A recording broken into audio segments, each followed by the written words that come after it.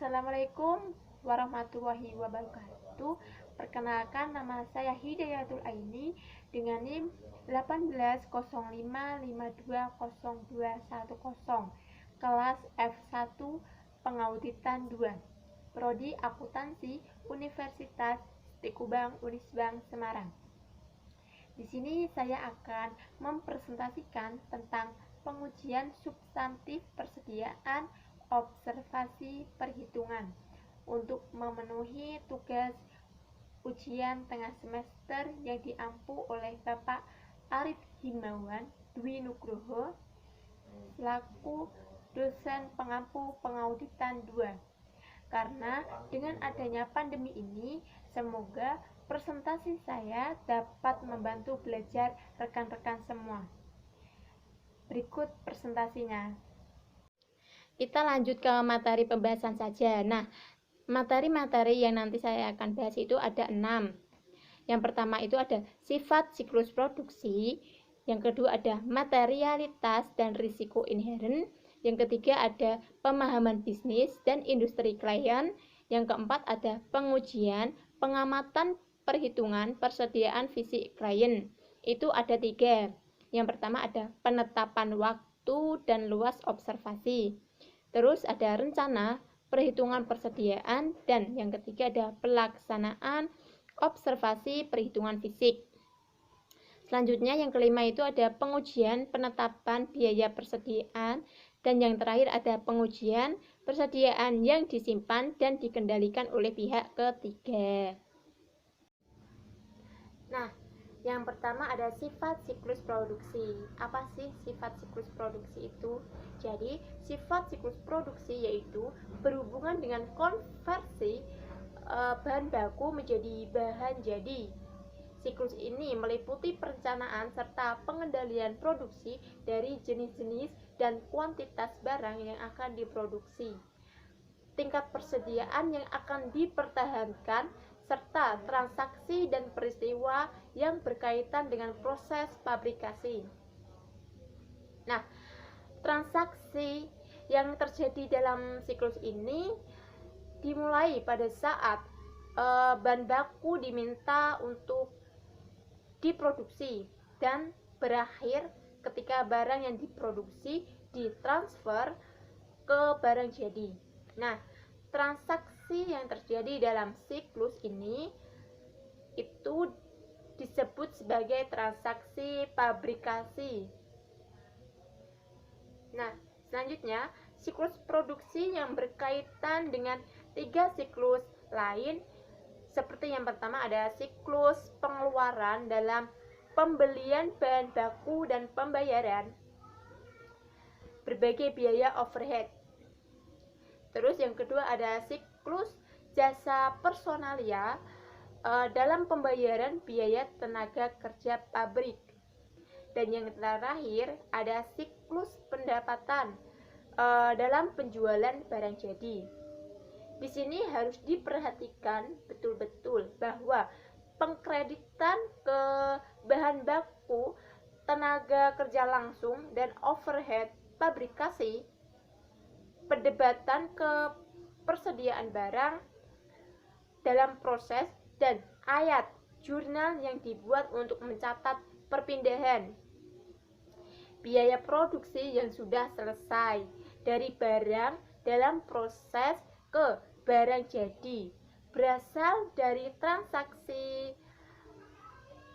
fabrikasi pada siklus produksi. Terakhir, pemindahan biaya.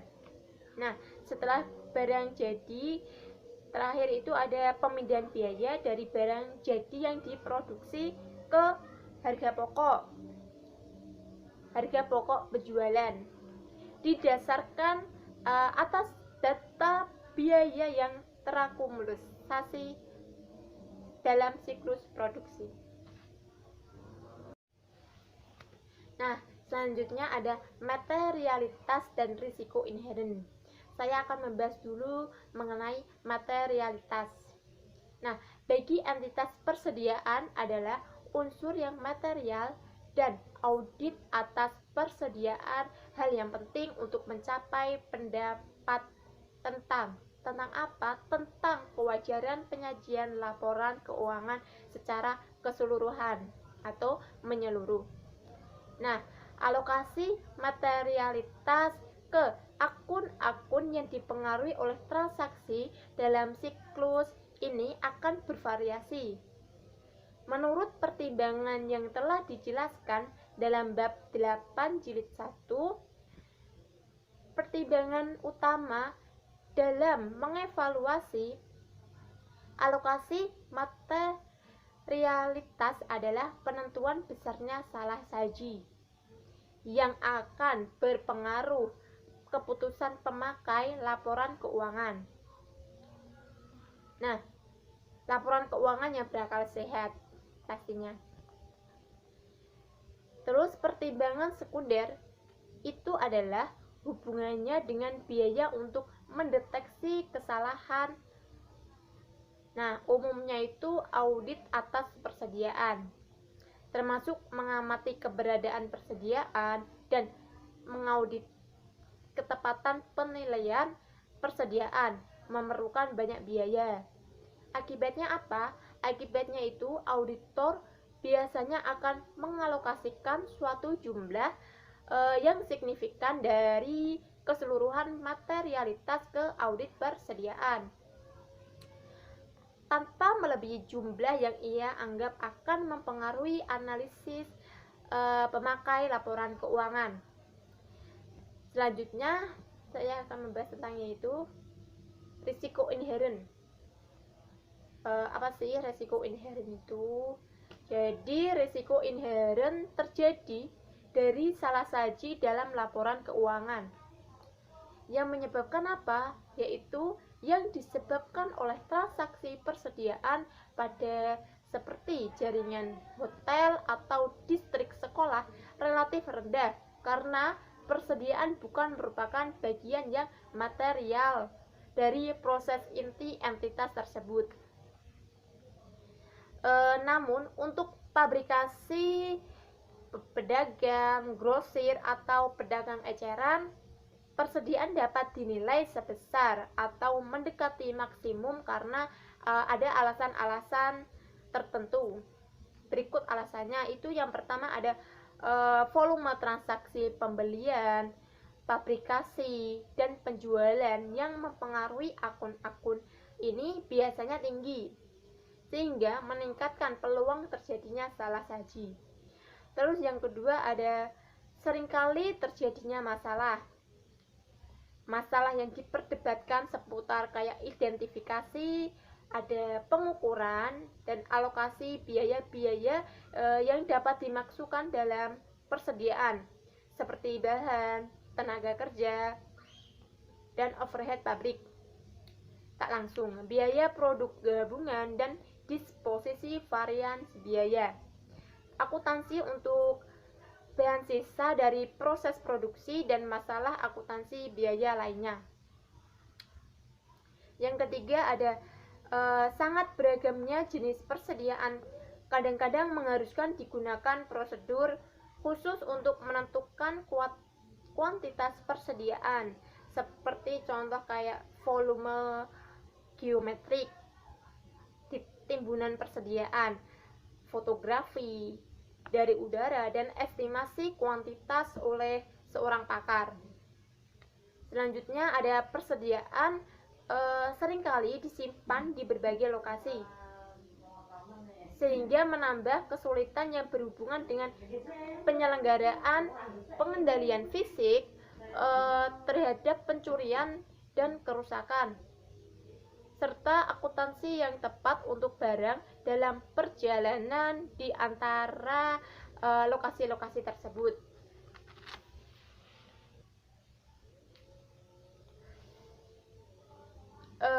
Selanjutnya ada sangat beragamnya jenis persediaan mungkin saja menimbulkan masalah khusus dalam menentukan kualitas dan nilai pasarnya, karena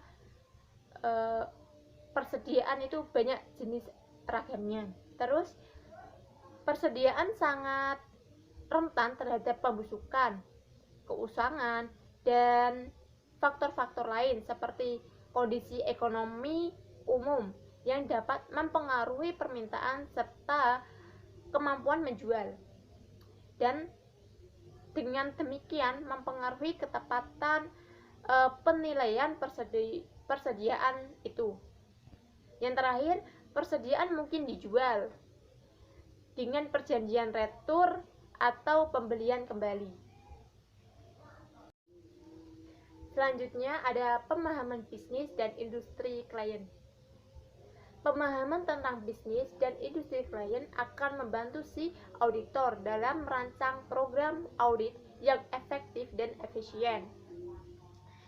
Nah, bagi banyak perusahaan persediaan, fabrikasi merupakan proses inti dan kemampuan entitas itu untuk menghasilkan laba serta arus kas akan tergantung pada seberapa baik sih proses fabrikasi ini dikelola. Nah, bagi banyak perusahaan distribusi dan eceran, manajemen persediaan merupakan hal yang penting untuk mencapai keberhasilan. Pada saat mengaudit sebuah perusahaan fabrikasi, auditor biasanya ingin memahami intensitas modal dari proses fabrikasi terlebih dahulu. Di samping bauran bahan baku dan tenaga kerja yang diperlukan dalam proses fabrikasi tersebut. Suatu proses yang terutama bersifat padat modal seperti penyulingan minyak biasanya itu mempunyai jumlah biaya tetap yang signifikan, juga memerlukan volume yang cukup besar untuk menjamin profitabilitas. Nah, pemahaman ini merupakan hal yang penting dalam mengevaluasi kelayakan hasil-hasil keuangan yang dilaporkan, terutama pada saat mengevaluasi tujuan audit seperti keberadaan persediaan, penilaian persediaan baik.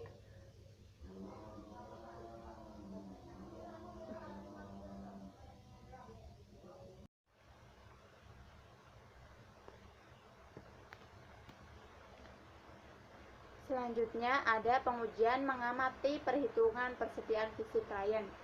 Nah, pengamatan perhitungan persediaan sudah menjadi prosedur auditing yang diterima umum selama lebih 50 tahun. Prosedur ini diwajibkan. Nah, dalam melakukan prosedur auditing ini, klien memikul tanggung jawab untuk menghitung persediaan, yaitu SAS 1 kurung buka AU 331.09 yang berbunyi, piutang dan persediaan menyatakan bahwa dari pengujian substantif ini auditor akan memperoleh pengetahuan langsung mengenai efektivitas perhitungan persediaan klien serta tingkat keandalan yang dapat diberikan atas asersi manajemen sehubungan dengan kuantitas dan kondisi fisik persediaan. Nah, terus dalam beberapa kasus, spesialis persediaan dari luar perusahaan mungkin dipekerjakan oleh klien untuk menghitung persediaan. Apabila hal ini terjadi, maka si auditor juga harus hadir. Untuk apa? Untuk mengamati perhitungan yang mereka lakukan. Karena dari sudut pandang auditing, para spesialis itu pada dasarnya sama dengan karyawan perusahaan. Pertimbangan audit utama yang dapat diterapkan pada prosedur yang diwajibkan ini akan dijelaskan dalam subbagian-subbagian berikut ini. Yang pertama ada penetapan waktu dan luas observasi. Penetapan waktu pengamatan persediaan tergantung pada sistem persediaan yang dianut klien dan efektivitas pengendalian internal. Dalam sistem persediaan periodik, kuantitas ditentukan melalui perhitungan fisik. Dan semua perhitungan telah dilakukan pada tanggal tertentu. Tanggal itu harus diterapkan atau ditetapkan pada atau mendekati tanggal neraca. Dan auditor biasanya harus hadir pada penetapan tanggal itu. Dalam sistem persediaan perpetual dengan pengendalian internal yang efektif, perhitungan fisik dan dapat dilakukan dan dibandingkan dengan catatan persediaan pada tanggal interim. Apabila catatan perpetual telah diselenggarakan dengan baik dan perbandingan dengan perhitungan fisik telah dilakukan secara periodik oleh si klien, maka si auditor harus hadir untuk mengamati sampel representatif dari perhitungan semacam itu. Dalam kasus seperti ini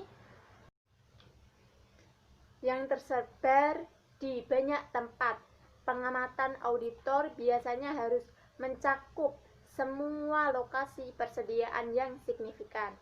Selanjutnya, yang kedua ada rencana perhitungan persediaan. Perhitungan persediaan fisik oleh klien biasanya dilakukan sesuai dengan rencana atau daftar instruksi.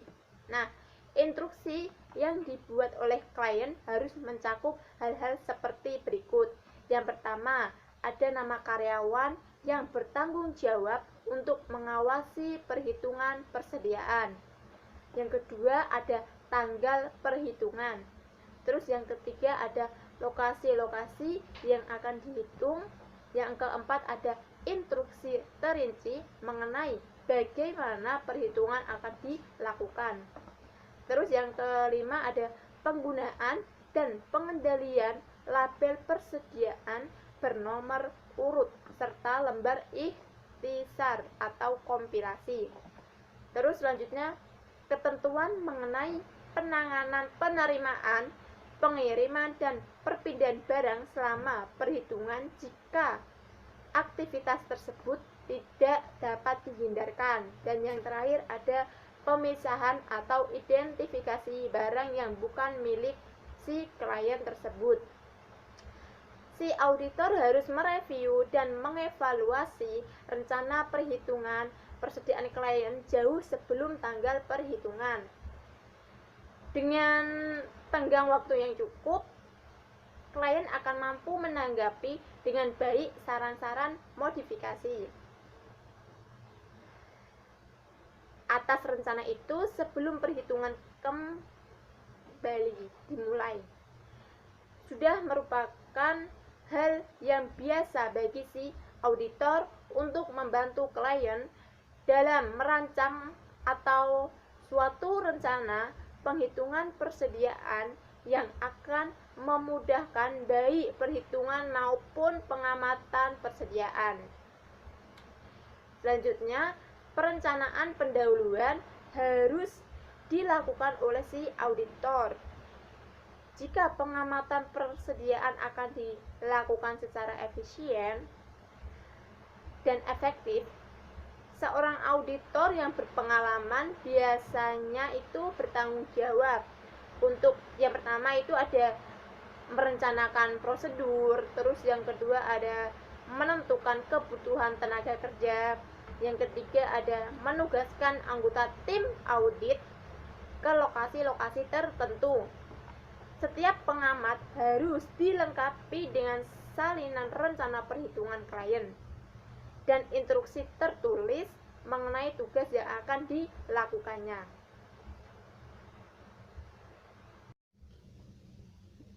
Selanjutnya, ada pelaksanaan observasi perhitungan fisik.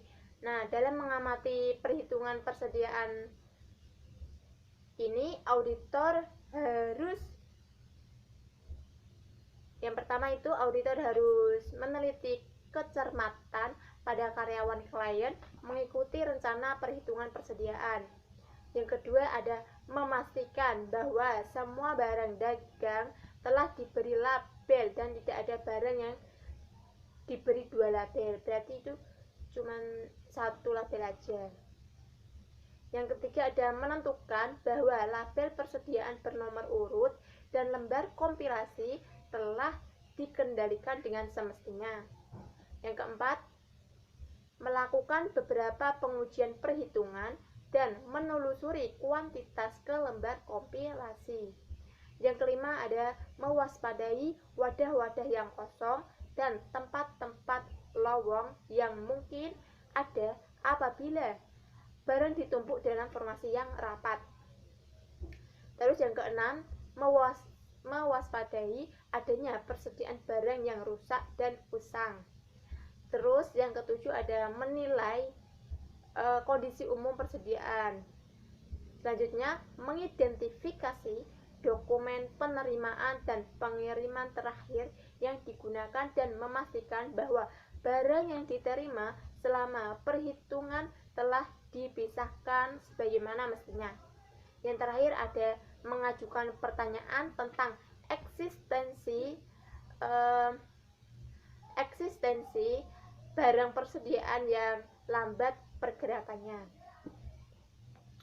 Luas pengujian perhitungan yang dilakukan auditor tergantung sebagian pada kecermatan para karyawan klien dalam menghitung persediaan, sifat dan komposisi persediaan, serta efektivitas pengendalian yang berkaitan dengan pengamanan fisik persediaan dan penyelenggaraan catatan perpetual. Nah, biasanya si auditor akan membuat stratifikasi atas barang persediaan dengan memasukkan barang-barang bernilai dolar tertinggi ke dalam perhitungan dan mengambil sampel representatif. Nah, dari barang-barang lainnya, penelusuran ke catatan persediaan perpetual juga berguna untuk mengidentifikasi barang-barang bernilai tinggi dan memilih barang-barang yang akan dijadikan sampel. Pada saat prosedur pengamatan telah selesai, sejumlah anggota tim audit harus menyiapkan sebuah ikhtisar secara keseluruhan ya. Terus, nah, apabila persediaan bersifat material dan auditor tidak mengamati perhitungan persediaan pada atau menjelang akhir tahun, maka AU 331.12 menyatakan bahwa pengujian atas catatan akuntansi saja tidak akan memadai dalam kaitannya dengan kuantitas.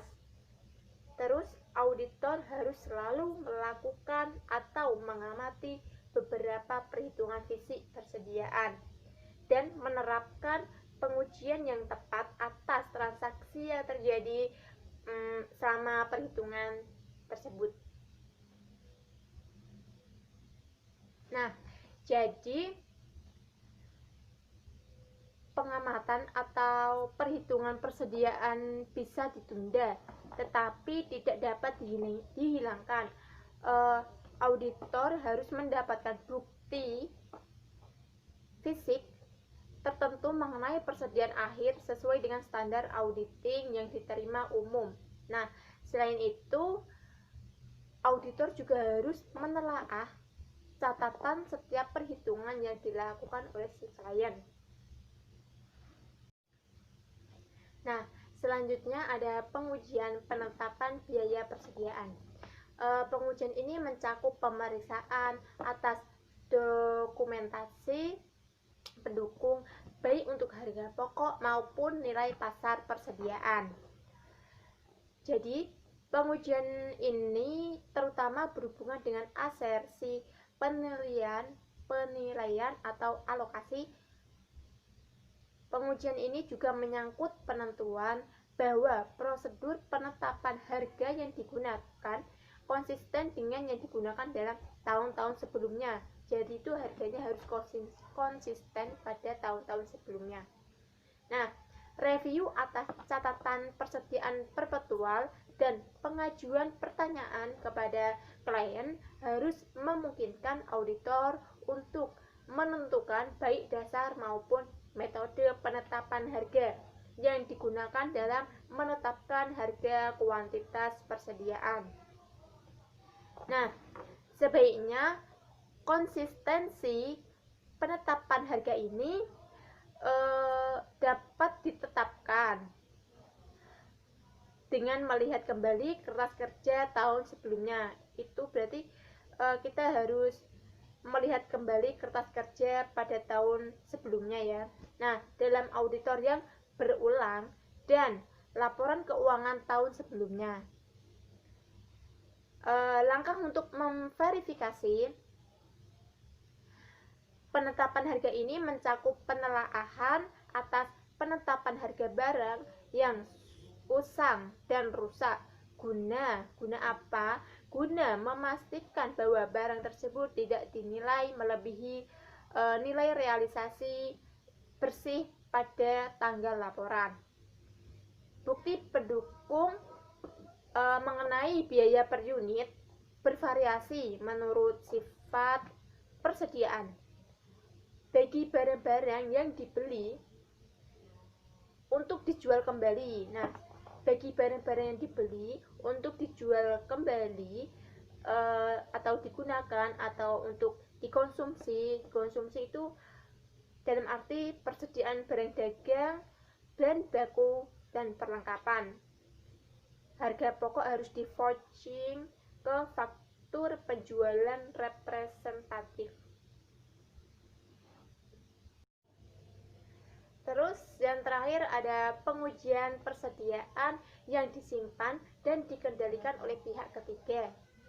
Jika informasi yang diperoleh menimbulkan keraguan atas integritas dan objektivitas pihak ketiga, auditor dapat mempertimbangkan untuk melaksanakan prosedur audit lain yang tepat atau sebagai tambahan konfirmasi kepada pihak ketiga. Selanjutnya, ini contoh prosedur audit lain. Meliputi yang pertama ada menghadiri atau mengatur auditor lain untuk menghadiri penghitungan persediaan fisik yang dilakukan oleh pihak ketiga jika hal itu praktis dilaksanakan. Terus memperoleh laporan auditor lain atau laporan auditor jasa tentang kecukupan pengendalian internal pihak ketiga untuk menjamin bahwa persediaan dihitung dengan tepat dan dijaga secara memadai. Yang ketiga ada menginspeksi dokumentasi tentang persediaan yang disimpan oleh pihak ketiga sebagai contoh bukti penerimaan gudang. Yang terakhir ada meminta konfirmasi dari pihak lain ketika persediaan dijadikan sebagai jaminan pinjaman.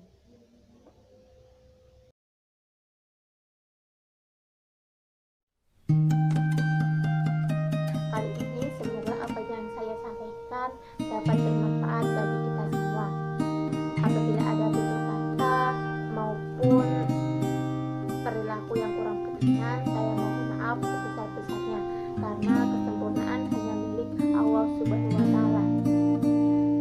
Tetap patuhi protokol dari pemerintah, jangan lupa pakai masker,